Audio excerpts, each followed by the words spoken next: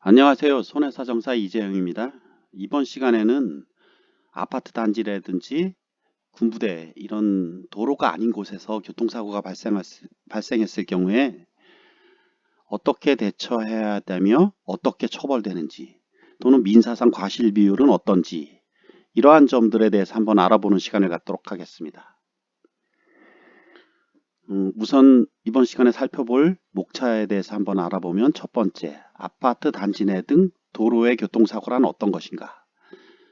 도로가 아닌 곳이 어떤 곳인가 한번 알아보고 그 다음에 도로가 아닌 곳에서의 보행자 보호에 관한 도로교통법 규정을 살펴보겠습니다.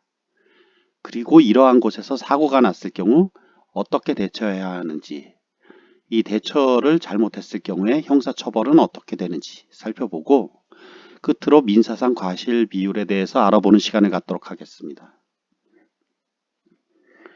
우선 아파트 단지 내 등 도로의 교통사고 첫 번째 목차로 우선 도로가 아닌 곳을 알아보기 전에 도로란 어떤 것인가, 이것은 도로법에 규정되어 있는데 일단 도로란 차도, 보도, 자전거도로, 측도, 터널, 교량, 육교 등 대통령령으로 정하는 시설로 구성된 것으로서 고속국도, 일반국도, 특별시도, 광역시도, 지방도, 시도, 군도, 구도를 말하며 도로의 부속물을 포함하는 개념입니다.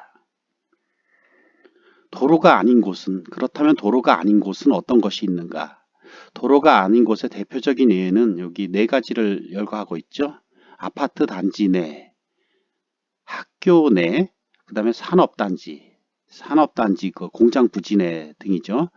군부대 내, 이러한 곳이 도로가 아닌 곳의 대표적인 예입니다.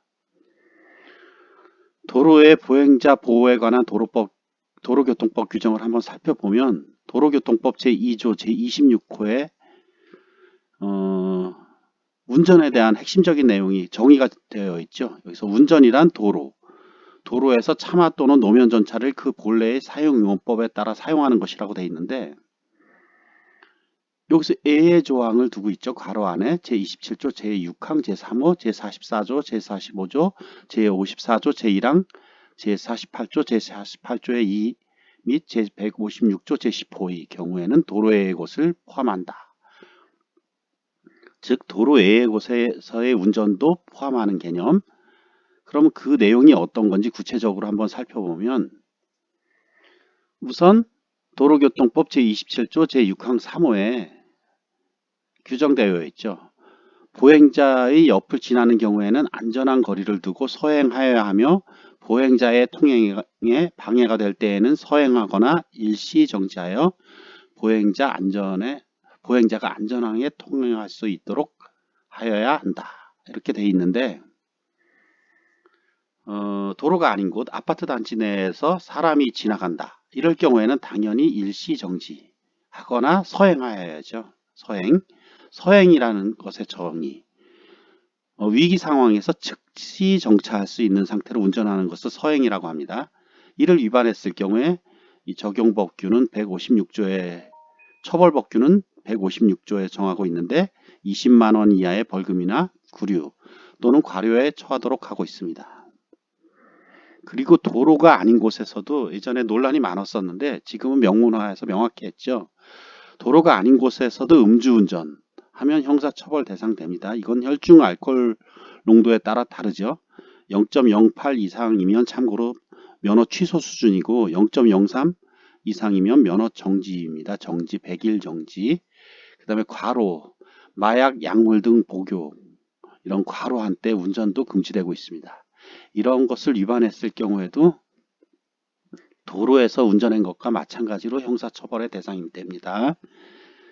그리고 도로가 아닌 곳에서도 교통사고가 발생하면 사상자를 구호할 의무, 이거 되게 중요하죠. 상당히 법 제54조 제1항에서 규정하고 있는데 이를 위반했을 경우에는 5년 이하의 징역이나 1,500만 원 이하의 벌금에 처하도록 정하고 있습니다.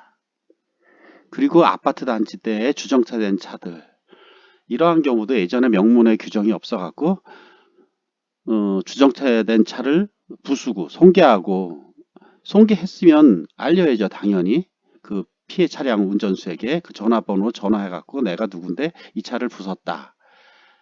알려야 되는데 이를 알리지 않고 도망가는 경우가 있죠. 일명 주차 뺑소니라고 하는데 이런 경우에 아파트 단지 내 등 이런 도로가 아닌 곳이라 할지라도 걸리게 되면 범칙금이 부과됩니다.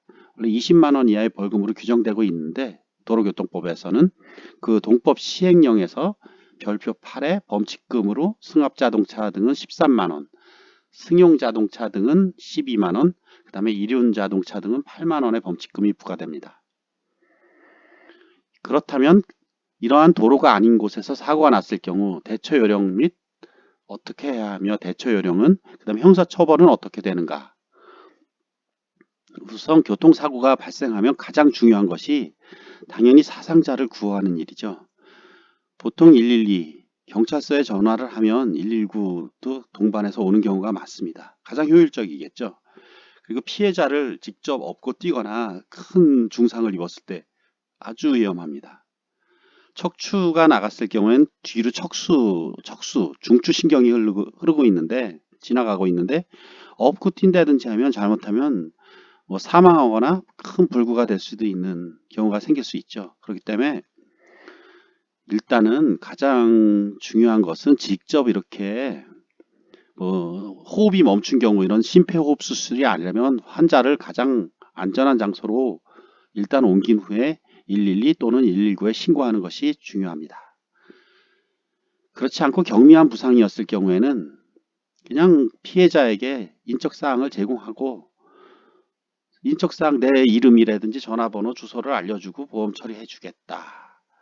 이렇게 말하면 되죠. 이렇게 말하고 그냥 보험 접수해 주시면 되는데, 참고로 경찰관서에 신고 의무도 있습니다. 사고 발생 시에는 반드시. 근데 이거는 이 도로가 아닌 곳에서는 일단은 예를 두고 있는데, 큰 사고가 났을 경우엔 당연히 경찰서에 신고를 하셔야죠. 가벼운 사고가 아니라면.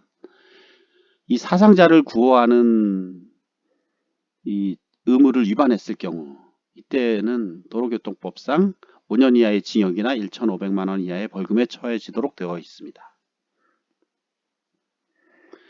우리 아파트 단지 내에도 중앙선이라든지 횡단보도 표시 이런 것들이 있는데, 이런 것들은 도로가 아니기 때문에 이런 것들도 횡단보도로 보아야 될 것인가에 문제가 있습니다. 횡단보도로 본다면 12대 중과실 교통사고에 해당되죠. 교통사고 처리 특례법상. 하지만 이런 곳은 도로가 아니기 때문에 비록 횡단보도 중앙선 등이 표시되어 있다 할지라도 그것은 12대 중과실 교통사고로 처리되지 않고 단순 안전운전 불이행사고로 처리됩니다.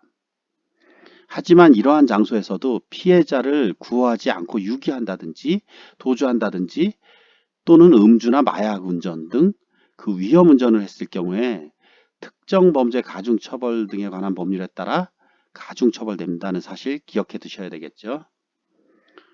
끝으로 민사상 과실 비율의 문제에 대해서 알아보겠습니다. 우리가 도로가 아닌 아파트 단지 내 등은 일반인의 통행이 빈번한 곳이죠. 이런 곳에선 사람이 걸어 다니는 곳이지 차가 주가 되는 곳은 아닙니다. 따라서 사고가 나도 보행자에게 과실을 잡기는 어렵습니다. 하지만 예외적으로 보행자의 과실도 잡을 필요가 있는 경우가 있는데, 이때에는 도로에서처럼 엄격한 과실을 적용하는 것이 아니라 단지 그 사고의 발생을 회피하는 데 얼마나 주의를 기울였는가, 운전자로서도 이 사고를 회피하는 것이 불가항력이었다, 이런 공식이 성립된다면 보행자에게도 어느 정도 과실을 잡을 수밖에 없겠죠. 이 보행자의 과실을 잡는 기준은 이 도로에서 사고를 유추 적용하되 통행인이 많은 장소임을 고려하여 운전자에게 보통 10% 정도 더 가중합니다. 과실 비율을 상대적으로. 보행자의 과실이 인정되는 대표적인 경우는 어떤 경우가 있는가? 차와 차 사이에서 보행자가 갑자기 뛰어나온다. 차로서 사고 회피하기 힘들죠. 그 다음에 킥보드나 인라인 스케이트 등을 타고 갑자기 또 차의 앞으로 튀어나와서 횡단한다. 이런 경우에도 차가 갑자기 브레이크를 잡는다는 것이 상당히 어려울 수 있습니다. 이런 경우에 보행자의 과실이 잡힐 수 있습니다. 이번 시간에는 우리 아파트 단지 내 등 도로가 아닌 곳에서의 교통사고에 대해서 한번 알아보았고, 이런 곳에서 보행자를 보호를 어떻게 해야 하는가, 교통사고가 나면 어떻게 대처해야 하며 형사처벌의 문제는 어떤가, 그 다음에 민사상 과실비율의 문제에 대해서 한번 알아보았습니다. 예, 긴 강의 시청해 주셔서 감사드리고 이재영 손해사정TV 구독과 좋아요 부탁드립니다. 고맙습니다. 손해사정사 이재영이었습니다.